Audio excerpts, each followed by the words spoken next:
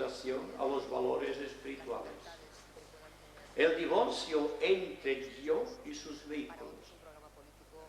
La incapacidad de comprender automáticamente el sentido de las cosas, porque claro, hay que pasar por los libros, hay que pasar por las tradiciones, hay que pasar por las experiencias de los demás.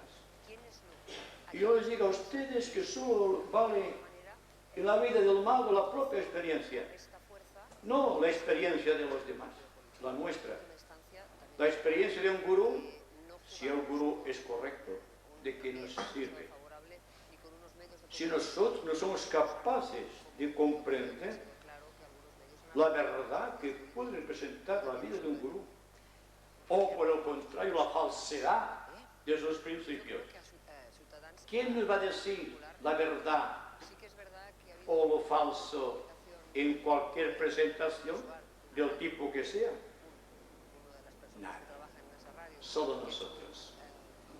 Nosotros somos los artífices de la creación, somos los redentores de la materia, porque nosotros vibra la calidad del iniciado.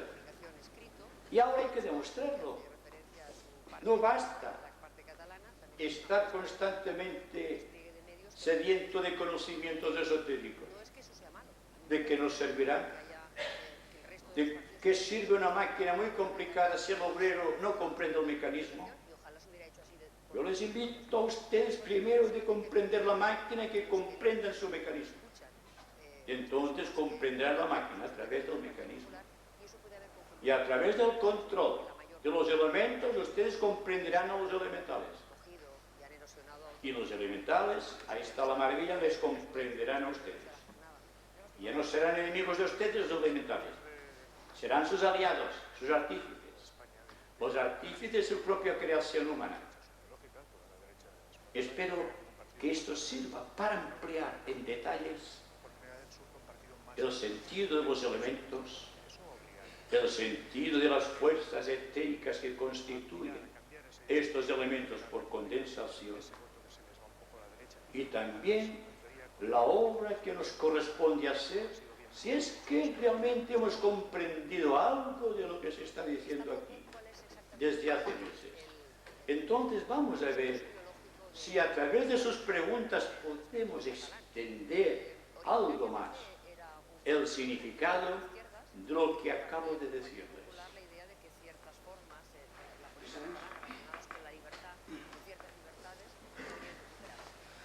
Estabas hablando antes de nuestros vehículos y de que cada vehículo es una entidad por sí mismo. Yo pregunto, los vehículos cada uno está compuesto de polaridades, positivo o negativo. Entonces el trabajo del mago sería transmutar estos átomos por átomos neutros. Pregunto, ¿la única fórmula viable es dejar esos espacios intermedios? La dificultad del discípulo, del estudiante de magia, es comprender la naturaleza de los espacios intermedios y de los espacios neutros, dentro de los cuales no existe gravedad y por lo tanto no existe karma ni destino, donde no existe gravedad. Y aplicar entonces esta fuerza neutra para armonizar los opuestos en cada vehículo, ya sea el físico, el astral o el mental. Podría decirles, concretando mucho la respuesta a esta pregunta, que si queremos comprender la identidad del espacio neutro, hay que tener un contacto previo con el plano búdico, que es el plano neutro del sistema, si es que ustedes me permiten decirlo de esta manera, quizá tampoco esotérica, pero es así. El plano búdico es el centro místico donde se equilibra la polaridad de los tres planos inferiores con los tres planos superiores. Entonces, si tenemos contacto Si tenemos una vía de acceso a un desconocido en Tacarana, completamente subjetivo, y podemos atraer a nuestros cuerpos parte de esta fuerza, yo podría llamarla esta fuerza en términos mágicos el alcaest, o sustancia primordial del sistema, y atraerlos a estos vehículos y estos vehículos armonizarlos en virtud de la fuerza potente del espacio neutro. De manera que ustedes tendrán una idea, no sé si será muy concreta, pero sí comprensible singularmente para las personas que han estudiado esoterismo y saben lo que es un plano, saben lo que es un subplano y saben realmente lo que significa el plano búdico en lo que respecta a la evolución del sistema solar. Y así se comprende, por ejemplo, una actividad mental desorganizada, es decir, en el cual hay una polaridad que crea un desequilibrio, es decir, que el lóbulo derecho tiene una fuerza tremenda por encima del lóbulo derecho del cerebro, izquierdo, del cerebro. ¿Qué pasa entonces? Si introducimos una pequeña partícula búdica en el cerebro, la fuerza positiva, tremendamente positiva del plano búdico en este caso, puede separar entre sí la atracción exagerada de una polaridad por encima de la otra y convertir en equilibrio aquello que anteriormente era un caos.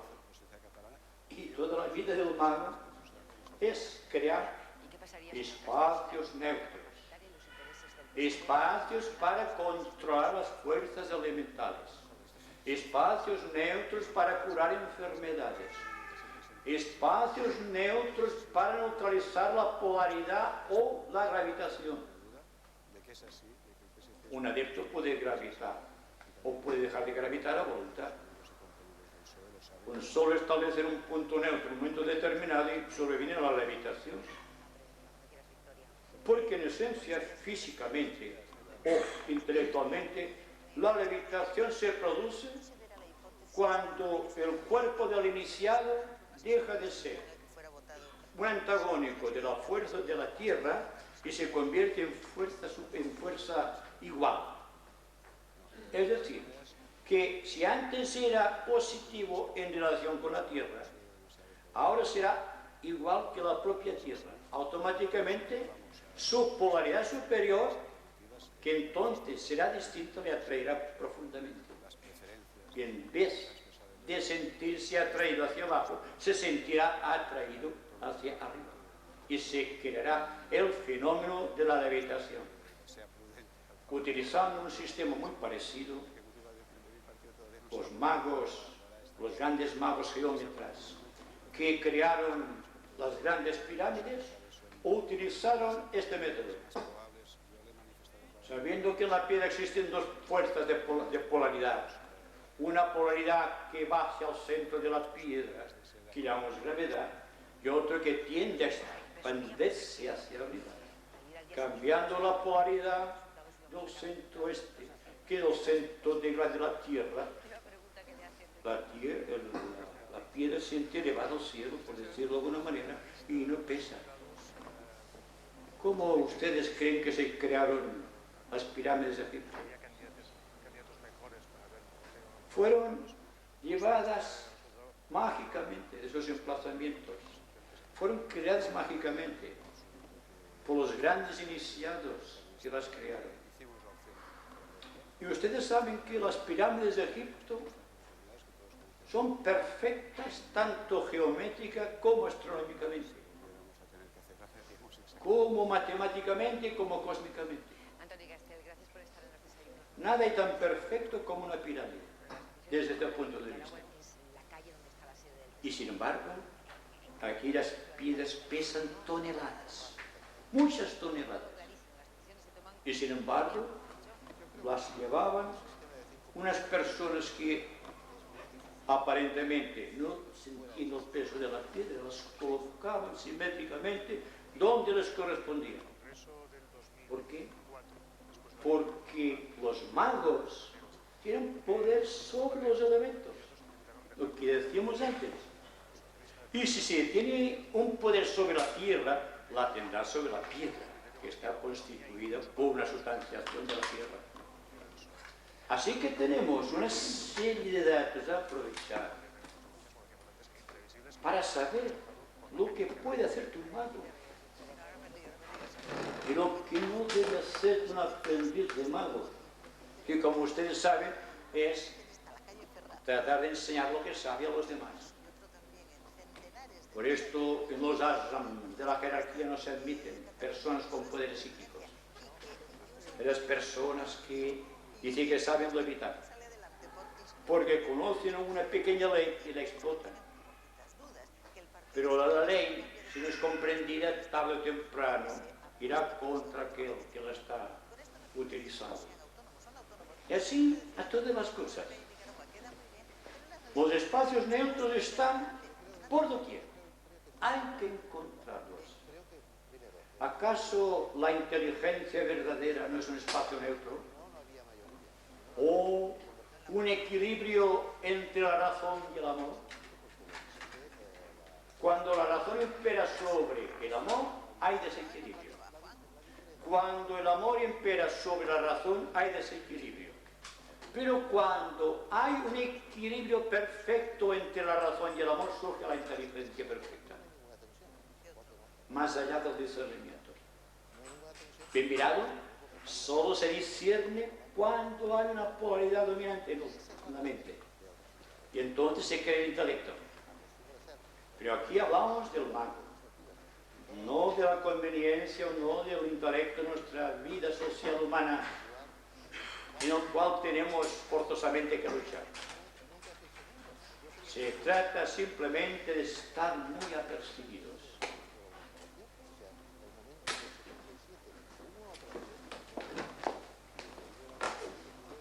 Siendo el mago y siendo el ser uno en esencia, ¿es posible hablar en propiedad de magia?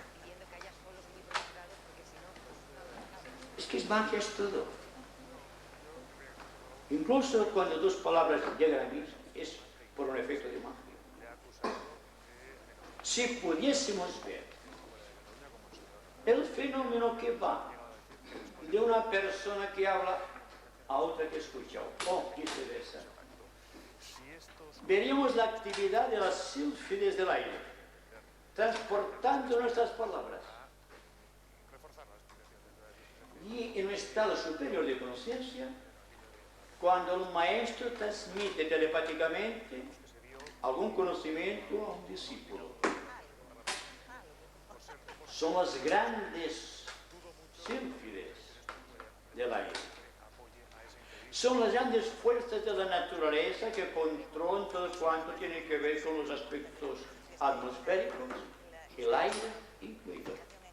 Y sin embargo, el yo está en el centro de toda cuestión. No se siente aparte de lo superior, ni tampoco aparte de lo inferior, sino que ha establecido entre lo inferior y lo superior un equilibrio. Y el equilibrio ha creado dentro de sí, en el nivel que sea, un espacio neutro muy potente. Ha llenado cada vehículo con una parte considerable de alcaeste del disolvente universal. Y con el disolvente universal es capaz de transmutar todas las cosas. Pero por favor, no empieza transformando el plomo en oro, sino que lo primero que ha hecho es transformar enteramente su naturaleza pasional en una naturaleza pasional o emocional redimida. Ha limpiado su cuerpo del pecado original, por decirlo tal como estamos acostumbrados. Los sentidos no dominan sus cuerpos, no sienten el instinto como los demás hombres. Ha controlado la mente a un extremo incomprensible para nosotros y al propio tiempo se ha convertido en un Dios en cuerpo físico mediante la incorporación en cada uno de sus estadios de energía búdica en su sistema de adaptación a la vida. Entonces los vehículos han sido impregnados de sustancia búdica y ya no sienten la gravedad de la tierra, ni del agua, ni del fuego, ni del aire. Están por encima de los 4 elementos. Es que es cuando sucede el misterio de la cuarta iniciación o de la pasión y muerte de Cristo en la cruz. Porque hay que hablar de lo que dicen unos y de lo que dicen otros. Porque todo en general, todos son símbolos. Y si se comprende el símbolo acabadamente, se tiene un indicio de la propia eternidad de origen, de la propia verdad o realidad que hace mover todas las cosas del universo. De ahí que si decimos que un mago es un Dios en cuerpo físico, estamos diciendo la verdad. Porque un mago es un gran iniciado. No puede utilizar la magia un discípulo que recién ahora está en el sendero, sino que está más allá del proceso de la vida y de las circunstancias. Está viviendo por encima de la propia realidad cotidiana. Y sin embargo, es la persona que mejor comprende este tipo de realidad. Es el ser más humano que ustedes pueden encontrar. Y al propio tiempo el ser más divino, con el cual nosotros podemos sentirnos integrados.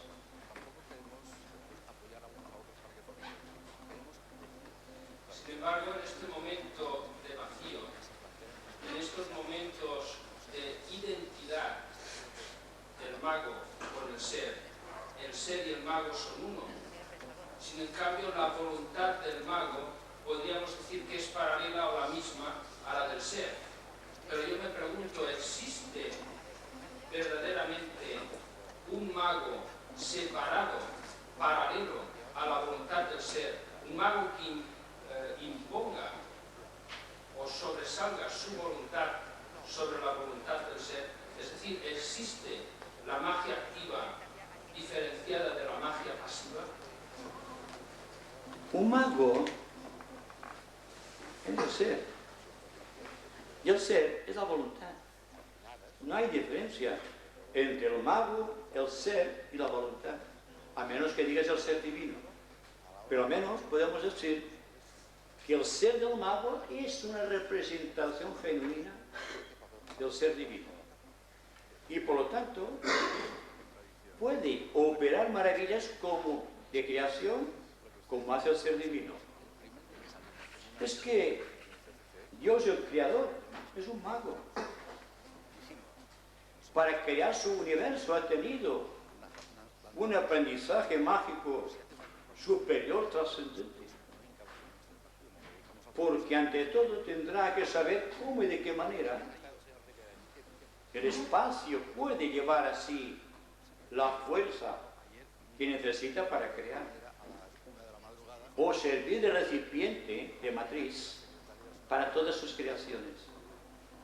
El mago es el ser creador, el ser que habita en todo lo creado. La distinción está entre el ser que crea y el ser creado, como Dios y nosotros. Pero entended que Dios y nosotros, siendo de la misma esencia, no somos la misma cosa en el tiempo, que es, me parece, donde iba la pregunta. Y que por lo tanto operamos como dioses de acuerdo con la ley. Pero la evolución del Dios que nos ha creado la nuestra es muy distinta. ¿Acaso no es muy distinta la evolución de nuestro ser en relación con una célula de nuestro cuerpo? Ahí está la diferencia, por ejemplo. ¿Y acaso hacemos conciencia de esta célula en el devenir de nuestro destino kármico o en cada una de las circunstancias? Incluso cuando estamos hablando de átomos y células y cromosomas y estas cosas de la ciencia actual, sino que sabiendo que Dios está más allá de nosotros y sin embargo sabiendo que estamos nosotros adheridos a Él por los finísimos hilos de la vida, sabiendo esto, el mago, el ser, la voluntad, como tú quieras, se va integrando constantemente. Parte del hilo que une la voluntad del mago con la voluntad de Dios es este hilo, que unas veces se trata cuando hay encarnación física y otras el antakarana cuando se trata de un proceso superior. Pero no se extingue nunca el camino, este hilo sutilísimo. Y a partir del antakarana existe otro hilo que conecta con los planos superiores del sistema. Por esto hay la gran familia de dioses, o el concierto social de los dioses. Y los dioses viven agrupados en familias como vivimos agrupados en familias nosotros. La familia de un dios, salvando la gran distancia de la evolución, es muy parecida a la vida social de los seres humanos. Que van sus antipatías o sus simpatías. Y esto lo vemos con las distintas polaridades de los planetas, de los sistemas y de las constelaciones. Hay constelaciones afines y constelaciones no afines, simpatías y antipatías, atracciones y rechazos. ¿Por qué? Porque la maquinaria de la evolución, la verdadera magia se basa en la polaridad. Y la redención de la polaridad hace que el mago ascienda. ¿Para qué? Para encontrarse con otra polaridad superior. Y así, entre polaridades y polaridades se agota el término del sistema. Y luego aparecen otros sistemas basados en las mismas leyes. Y siempre es lo mismo, repetido hasta la eternidad de las eternidades.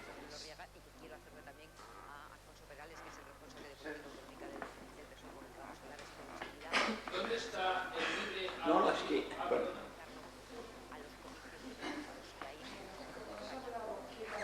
Alto, alto.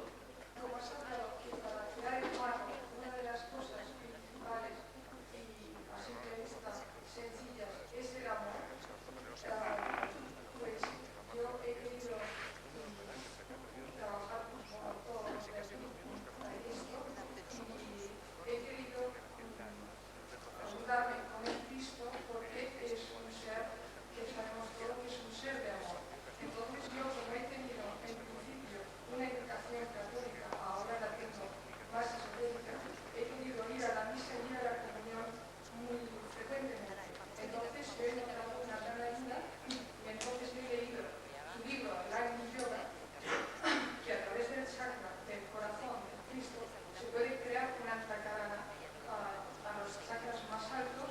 Entonces tú has dicho que hay que controlar los diferentes vehículos, ¿no? O sea, cuidar el cuerpo físico, cuidar tus sentimientos que sean lo mejor posible y controlar tu mente. Entonces yo te pregunto, de controlar la mente, ¿cómo se entiende? Meditar y hacer un vacío, porque con la mente lógica no creo que se llegue muy lejos. A través del amor dices que se llega a la sabiduría. Entonces yo te pregunto, bueno, para que me ayudes en todo esto que intento elaborar, y sobre todo ese control de la mente como tiene que ser. Cataluña condicionó completamente la agenda política del Partido Socialista a nivel nacional, es decir, introdujo Pide un sistema de entrenamiento, un ejercicio meditativo o de yoga para controlar la mente. Pero si el desequilibrio de la mente está basado en la falta de polaridad o en una polaridad superior sobre otra polaridad, que lo positivo y lo negativo están en desacuerdo, ¿qué haremos nosotros? Como decimos, por ejemplo, que los pensamientos que van y vienen por la mente, unos son buenos y otros son malos, lo primero que hacemos es tratar de suprimir los malos y ejercitar los buenos, ¿verdad? Esto es lo clásico. Pero visto muy ocultamente, digo muy ocultamente, porque podemos perdernos en el laberinto de las ecuaciones mentales. Si la persona enfoca el pensamiento en el bien, forzosamente está yendo contra el mal, creando entonces una resistencia. Pero hay un sistema que no es un sistema, digamos, de yoga o de meditación, sino que es el que Dios nos ha dado para reconocernos a unos y a otros y a reconocer todo cuanto existe en la naturaleza. Y es este punto de unión que existe en el corazón de todos los seres. Un punto de equilibrio que nada ni nadie puede arrebatarnos. Y que la ofuscación, el trabajo de la mente, el juicio de la mente, las ecuaciones mentales solamente están alterando o impidiendo que surja la luz. ¿Cómo podemos comprender la esencia si estamos luchando en el seno de la sustancia mental, ¿verdad? Tratando de suprimir algo en detrimento de otro algo. Y sin embargo la mente es algo completo. Y mantenemos la lucha entre el bien y el mal constantemente, tal como nos han enseñado las religiones. Hay que matar el mal y asegurar el bien de esta manera. O bien hay que flagelar el cuerpo, los cuerpos, para que triunfe el espíritu que está dentro de los cuerpos, lo cual es falso. Es como si intentásemos apagar un fuego añadiendo benzina, y eso es el cabo. Pues bien, ¿qué sucede cuando entre dos polaridades existe un punto neutro? ¿Y cómo producir este punto neutro? Ustedes mismos podrán tener la experiencia de esto cuando están exquisitamente atentos, no buscando ni el bien ni el mal, ni tratando siquiera de buscar un resultado. Cuando están atentos, ustedes dejan de ser ustedes en el sentido conceptual del término. Se están uniendo al destino de todo cuanto existe. Y esto es magia. Un mago llega a ser mago porque ha estado muy atento a todo el proceso de su vida.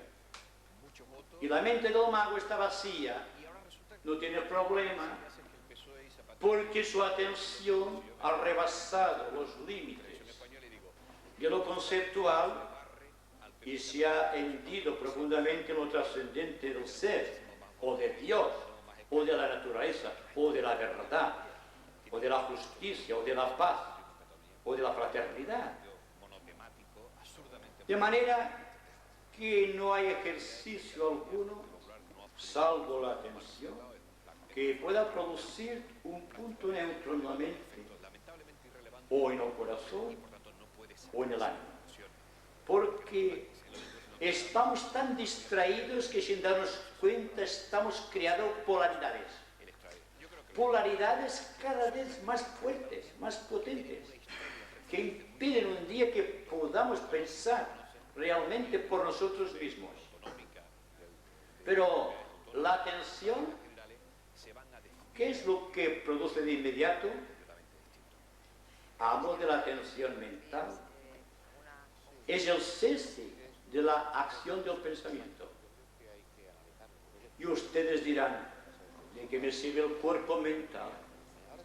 El cuerpo mental es el depósito de todos los actos mentales, de todas las experiencias mentales y de todo cuanto puede adquirirse a través del cuerpo mental. Es simplemente un instrumento.